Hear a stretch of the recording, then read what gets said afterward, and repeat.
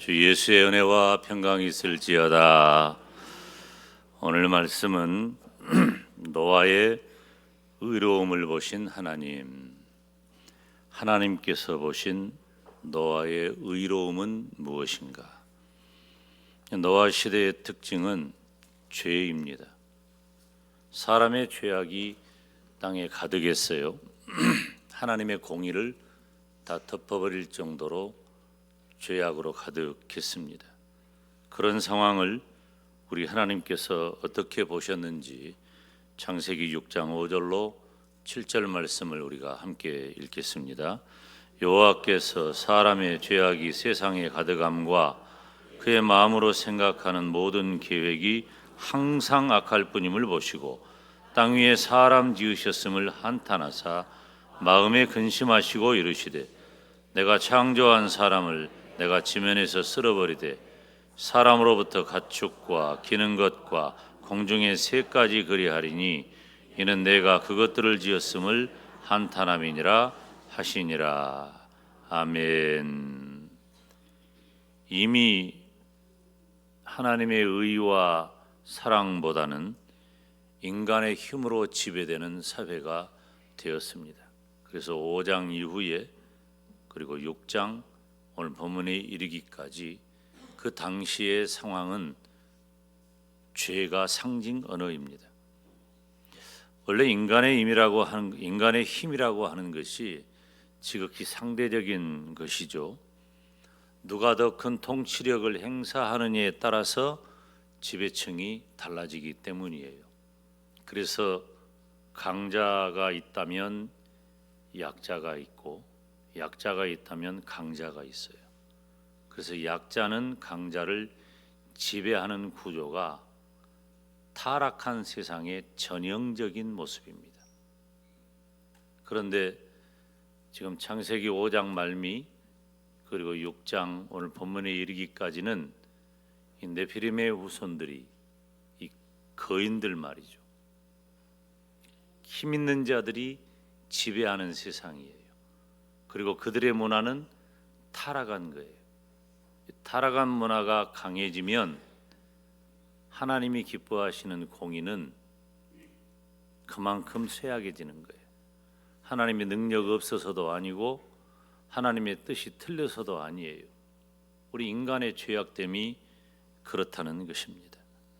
수단과 방법을 가리지 않고 세상을 지배하려는 시도가 가득합니다.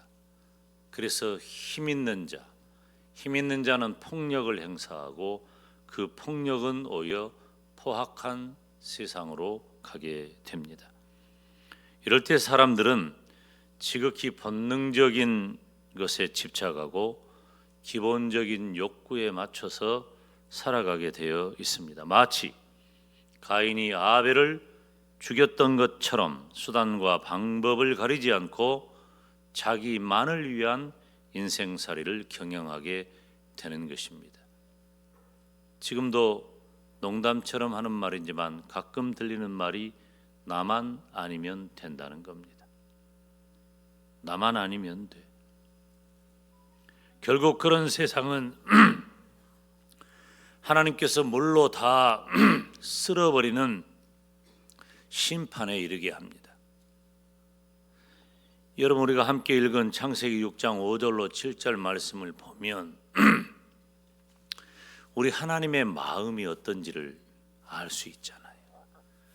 하나님이 만드셨고 또 하나님이 만드시되 세심하게 창세기 1장을 보면요, 하나님께서 얼마나 세심하게 세상을 만들었는지 알 수 있어요. 그렇게 만들어 놓고 어떻게 하셨어요? 사람을 만드신 거예요. 모든 여건을 흡족하게 만족한 상태로 지으신 하나님께서 사람을 만드셔서 그 모든 것들을 누리게 하신 겁니다. 그런데 그 모든 것들을 만드신 하나님께서 결국 물로 다 쓸어버리는 심판을 결단하신 겁니다. 얼마나 힘들고 큰 죄악 세상입니까? 하나님의 심판을 피할 방법은 없습니다. 온 세상은 다 물로 가득 채워질 것이고, 물로 가득 채워진 그 세상에서 살아남을 그 어떤 생물도 없기 때문이에요. 다 죽는 겁니다. 그런데 노아와 그 가문은 물로 온 세상을 덮어버리는 그 심판에서 유일하게 살아남은 가문이 됩니다. 오늘 본문 1절 우리가 같이 읽었는데요, 다시 한번 함께 읽겠습니다. 여호와께서 노아에게 이르시되 너와 내 온 집은 방주로 들어가라. 이 세대에서 네가 내 앞에 의로움을 내가 보았음이니라. 아멘. 온 세상을 물로 다 심판해버리는 그런 상황에서 하나님께서는 노아에게 너와 내 온 집은 방주로 들어가라고 하십니다. 죄악이 관영한 그 시대, 같은 시대를 살았던 노아에 대한 평가가 어떻습니까? 노아를 의인이라 그랬어요. 당시에 완전한 자라 그랬어요. 네가 내 앞에 의로움을 내가 보았다고 하나님 말씀하십니다.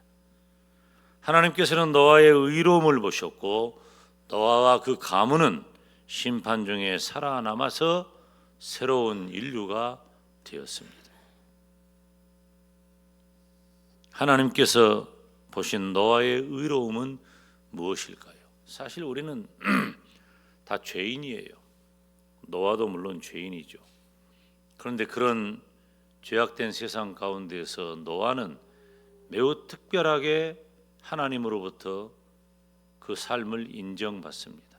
의롭다라고 하는 것이죠.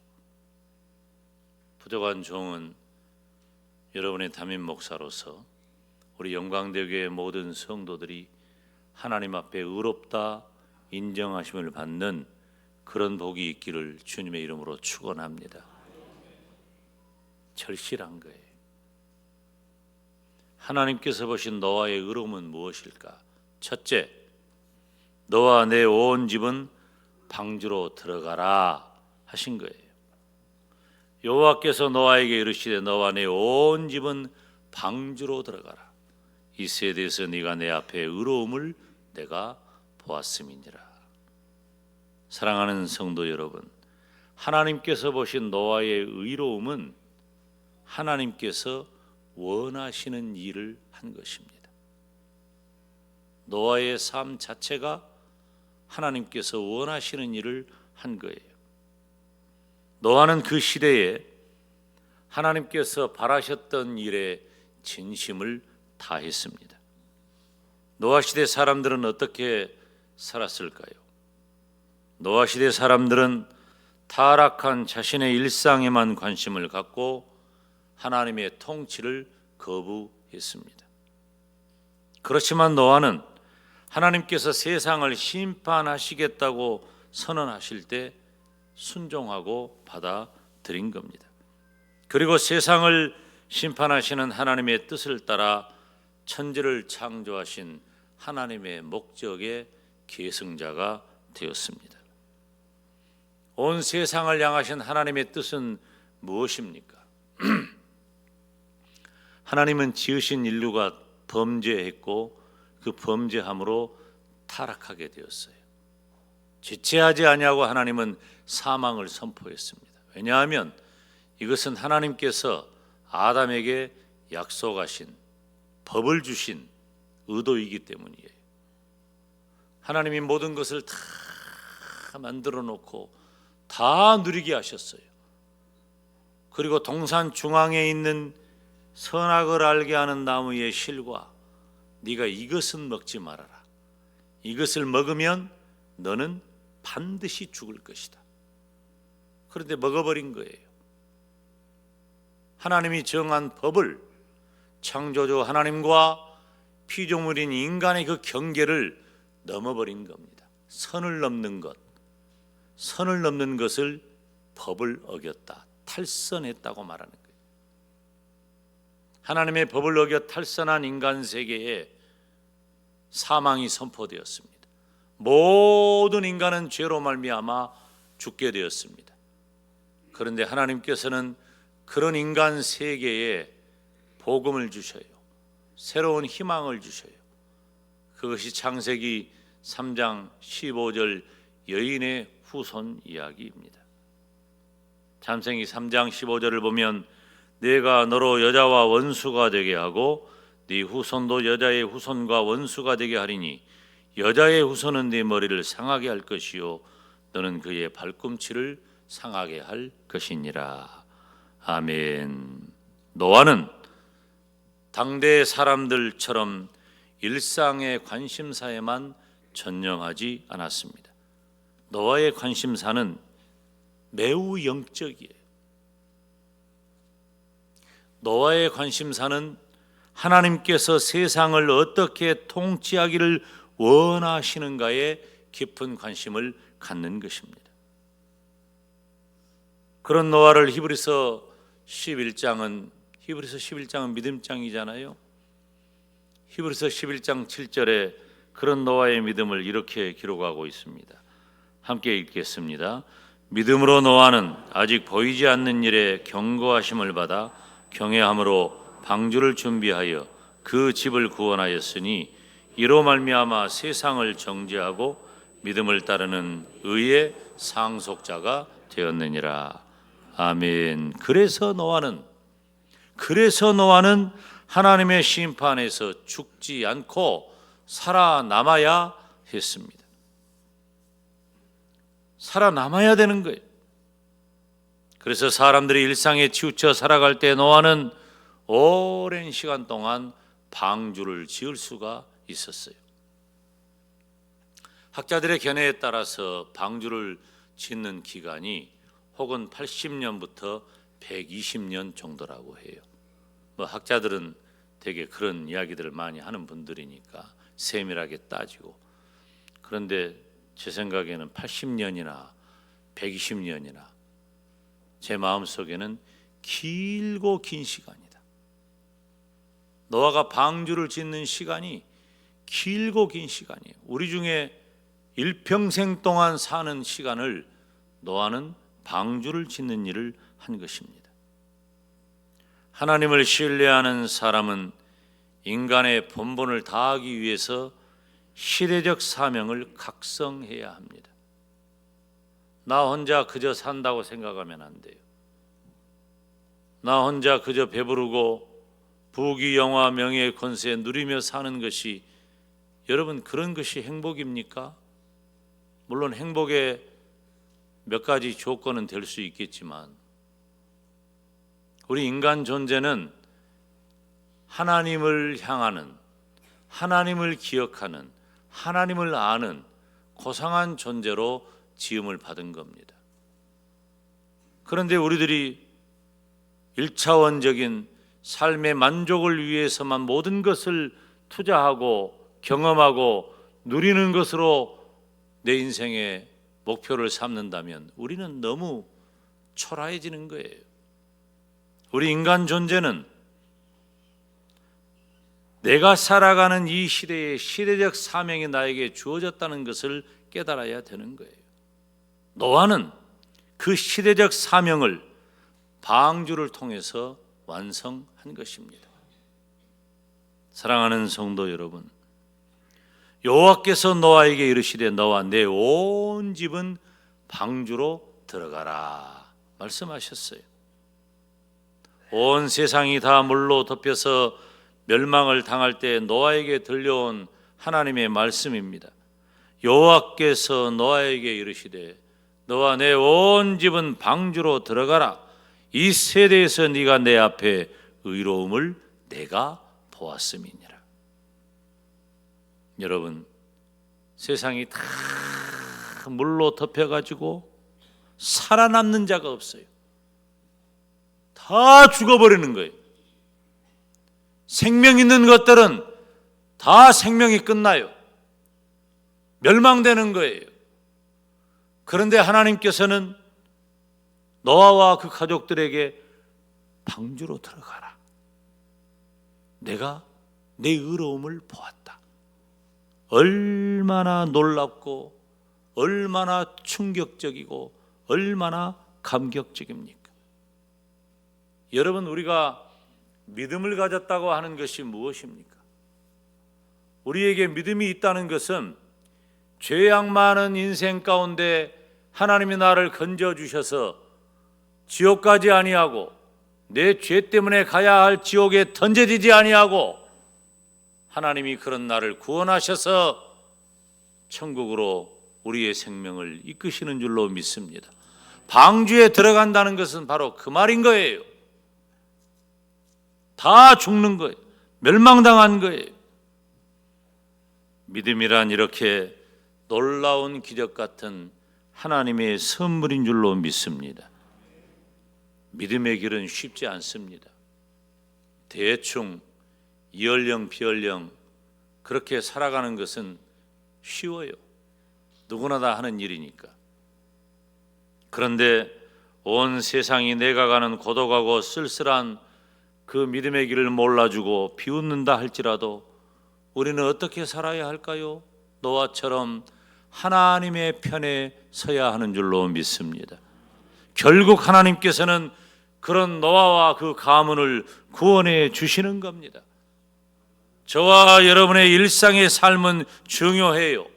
그렇지만 성도는 항상 하나님께서 나에게 무엇을 원하시고 무엇을 기뻐하실까를 살펴야 하는 것입니다. 그런 나에게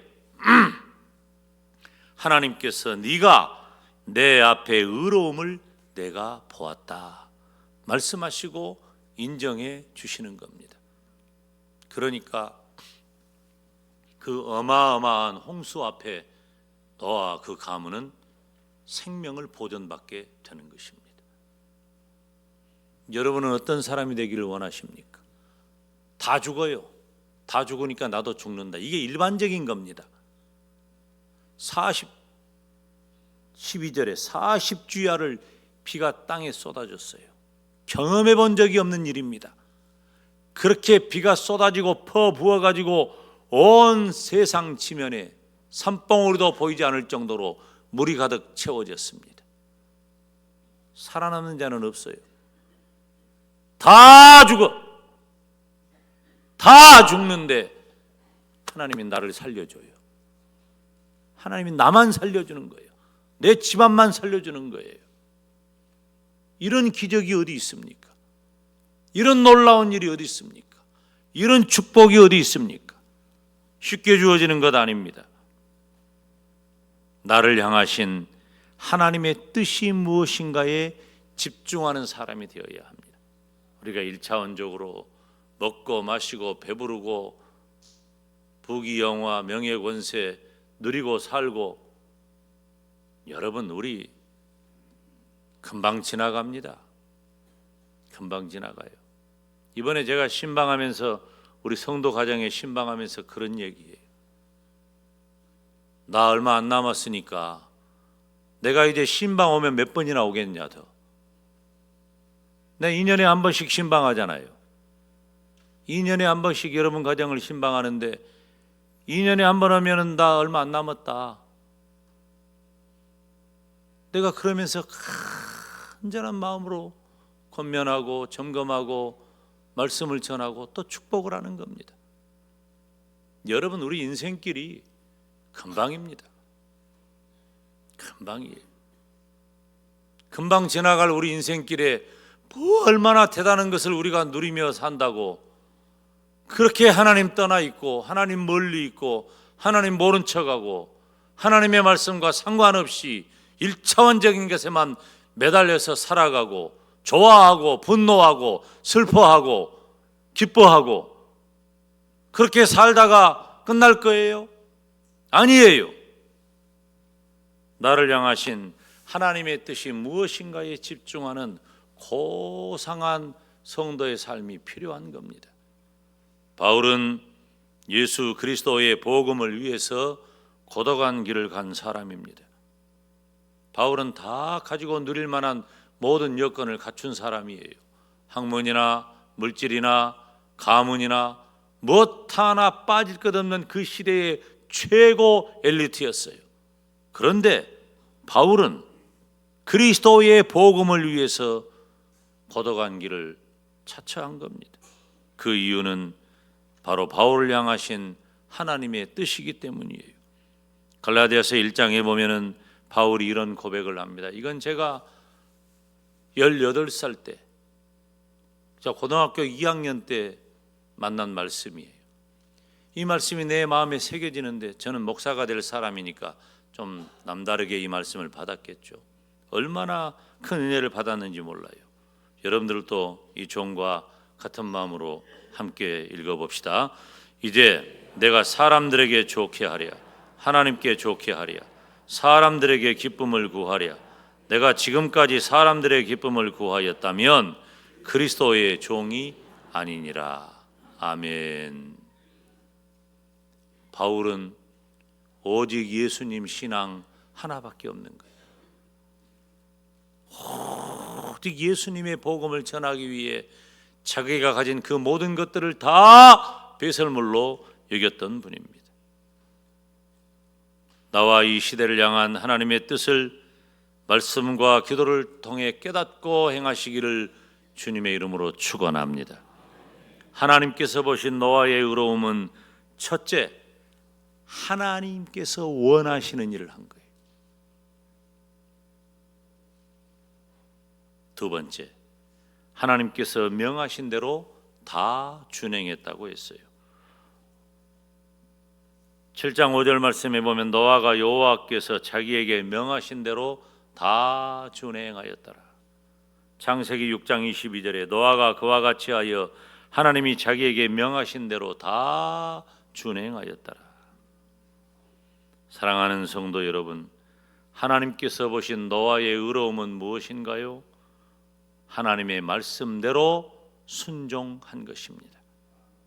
하나님의 말씀대로 순종하시기를 주님의 이름으로 축원합니다. 노아는 하나님의 말씀을 듣고 조금도 의심하지 않았습니다. 하나님의 때가 왔음을 알고 즉시 하나님의 말씀을 따라 방주를 짓고 방주에 들어갈 생물들을 위한 양식도 준비했습니다. 여러분, 어떻게 이런 바보 같은 일을 노아는 즉시 할 수 있었을까요? 순종했기 때문에 가능해요. 그 장면이 이 창세기 6장에 기록되어 있는데요. 11절부터 22절까지예요. 좀 길지만 그 장면을 우리들이 말씀을 통해서 잘 살필 수 있기를 바랍니다. 함께 읽겠습니다. 그때에 온 땅이 하나님 앞에 부패하여 포악함이 땅에 가득한지라. 하나님이 보신즉 땅이 부패하였으니 이는 땅에서 모든 혈육 있는 자의 행위가 부패함이었더라. 하나님이 노아에게 이르시되 모든 혈육 있는 자의 포악함이 땅에 가득함으로 그 끝날이 내 앞에 이르렀으니 내가 그들을 땅과 함께 멸하리라. 너는 거페르나무로 너를 위하여 방주를 만들되 그 안에 칸들을 막고 역청을 그 안팎에 칠하라. 네가 만들 방주는 이러하니 그 길이는 300규빗, 너비는 50규빗, 높이는 30규빗이라. 거기에 창을 내되 위에서부터 한 규빗에 내고 그 문은 옆으로 내고 상중하 3층으로 할지니라. 내가 홍수를 땅에 일으켜 무릇 생명의 기운이 있는 모든 육체를 천하에서 멸절하리니 땅에 있는 것들이 다 죽으리라.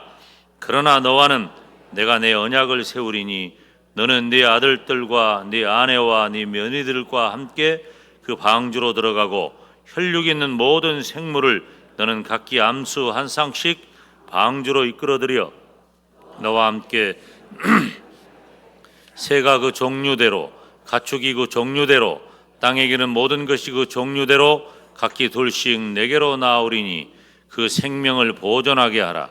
너는 먹을 모든 양식을 내게로 가져다가 저축하라. 이것이 너와 그들의 먹을 것이 되리라. 노아가 그와 같이 하여 하나님이 자기에게 명하신 대로 다 준행하였더라.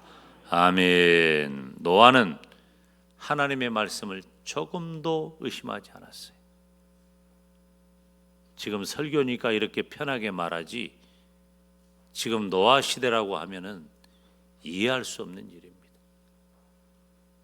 그런데 그런 시대에 그렇게 하나님 떠나고 하나님 모르고 죄악된 그 시대 사람들 중에 노아는 하나님의 말씀을 조금도 의심하지 않았어요.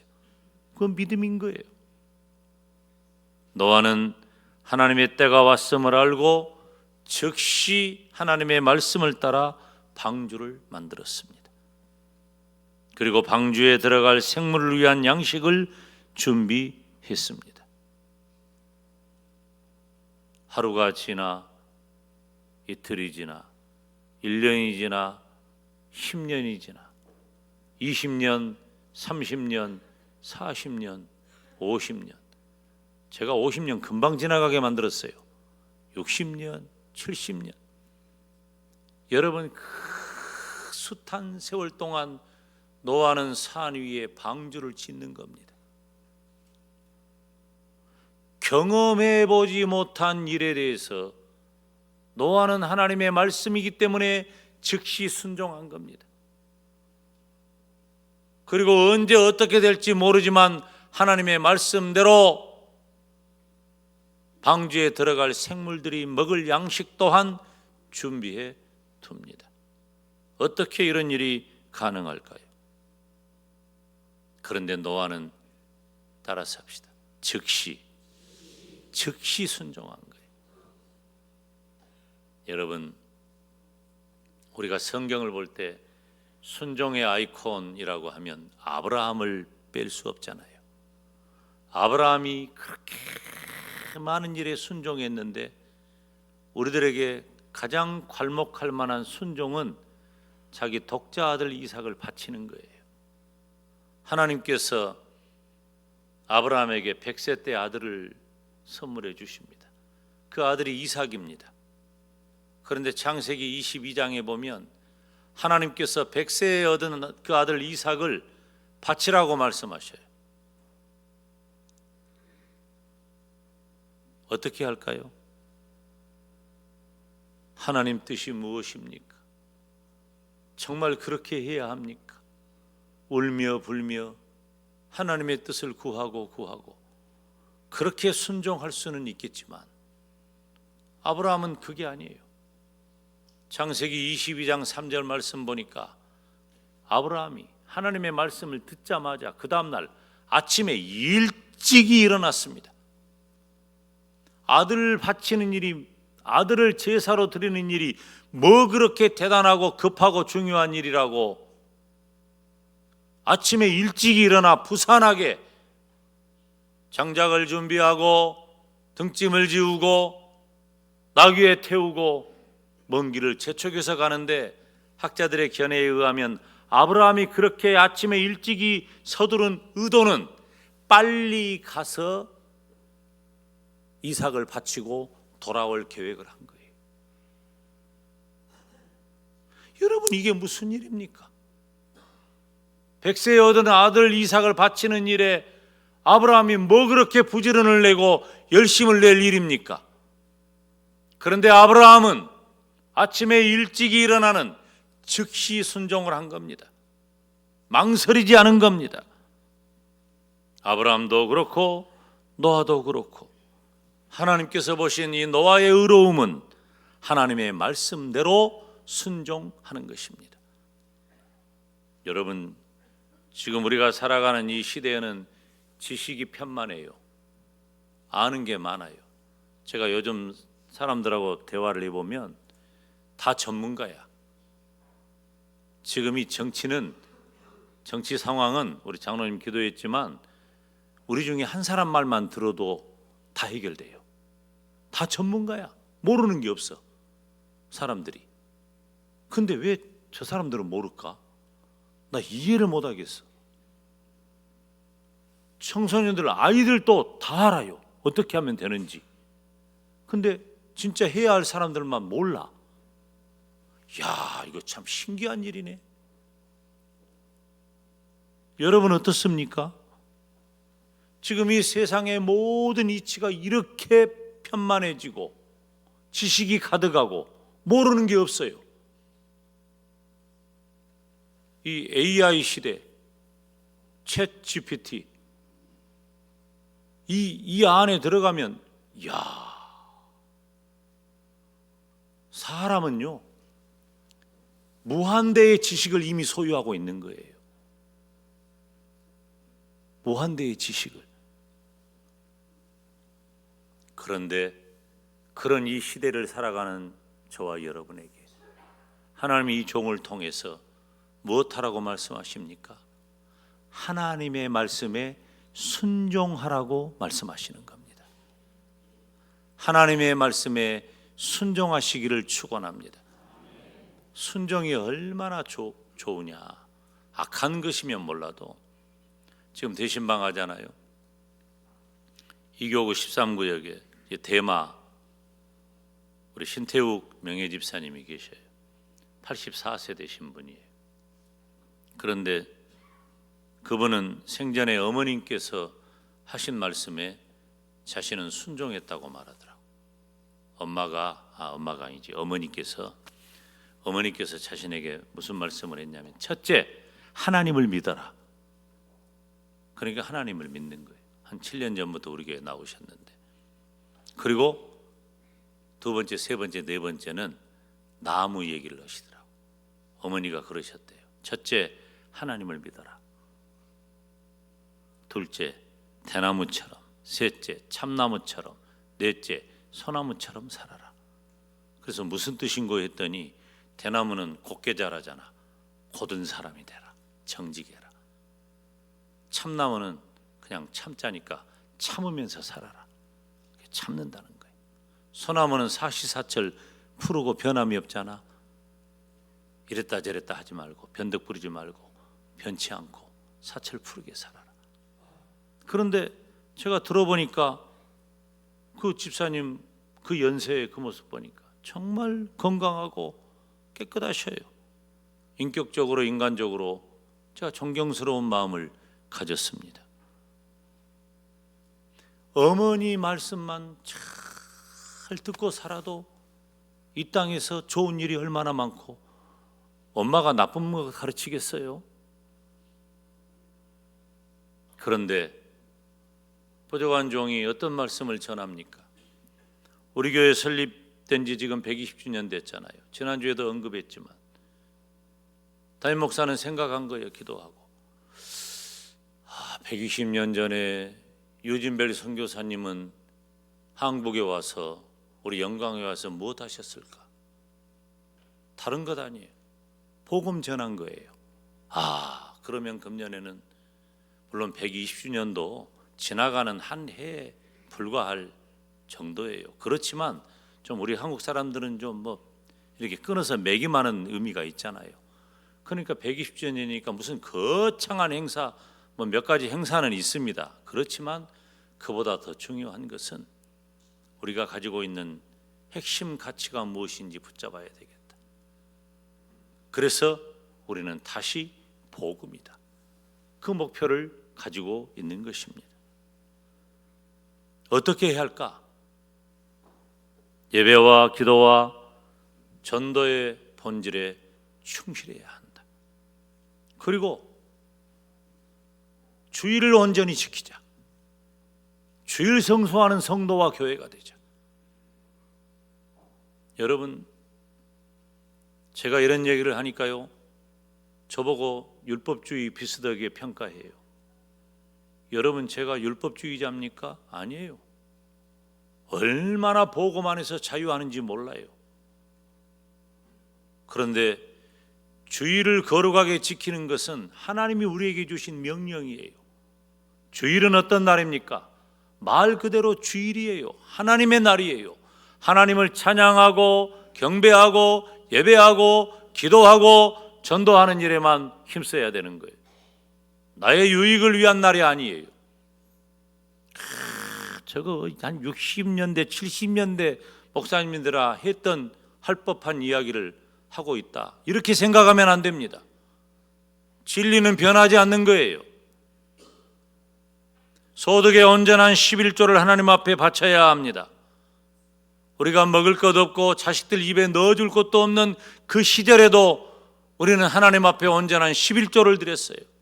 제가 전도사 때 첫 생활비가 10만 원이었어요. 10만 원 첫 생활비 받아가지고 맨 먼저 한 일이 11조 온전히 드리는 일이에요. 지금까지 지내오는 동안에 하나님이 부족한 종의 삶을 배고프지 않게 해주셨어요. 헐벗지 않게 해주셨어요. 저는 확신해요. 여러분, 지금 한국교회가 주일도 온전히 지키지 못하고 온전한 11조 신앙도 갖지를 못하는 시대가 되었어요. 그리고 원하는 것은 복받기를 원해요. 안 맞아요. 성경도 최소한 1년에 1독은 해야 되겠다. 그 성경 점검하는 거예요. 주일 낮 예배, 주일 밤 예배, 3일 밤 예배, 새벽 예배, 구역 예배에 다 참석해야 한다. 구역에 속할 뿐만 아니라 성도들은 각 기관에 속한 자가 되어야 한다. 그리고 그 일을 좀 더 적극적으로 하기 위해 1인 1소그룹 추진해야 한다. 교회 안에 머물러야 돼요. 그래야 거룩한 사람이 되는 거예요. 교회 안에 내가 머무르는 그 내 육체적 시간만큼 나는 하나님 앞에 가까이 있는 겁니다.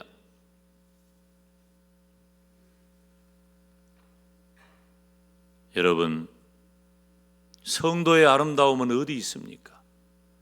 외모나 언변이나 우리가 누리는 부귀 영화나 학식이나 건강이나 직분이나 혹은 사람들의 좋은 평가가 아닙니다. 물론 다 필요하고 좋은 일입니다. 그렇지만 하나님께서 의롭게 여기실 정도로 가장 중요한 것은 하나님의 말씀대로 순종하며 살아가는 것입니다. 사랑하는 여러분, 하나님께서는 하나님의 역사하심을 인정하고 그 일을 위해 지체 없이 헌신하는 성도를 의롭다고 인정해 주십니다. 창세기 6장에 기록한 대로 노아가 그와 같이 하여 하나님이 자기에게 명하신 대로 다 준행하였더라. 오늘 본문 5절에 노아가 여호와께서 자기에게 명하신 대로 다 준행하였더라. 하나님의 뜻대로 살고 하나님의 말씀대로 지켜 순종하시기를 바랍니다. 그래서 타락한 이 세대 가운데 하나님께서 온 세상 천지는 다 타락했다 할지라도 너는 의롭구나. 너는 의롭구나. 내가 너의 의로움을 보았다. 인정한다. 온 세상 천지가 다 멸망해도 너는 방주로 들어가라. 그 주인공이 되시기를 주님의 이름으로 축원합니다. 기도하겠습니다.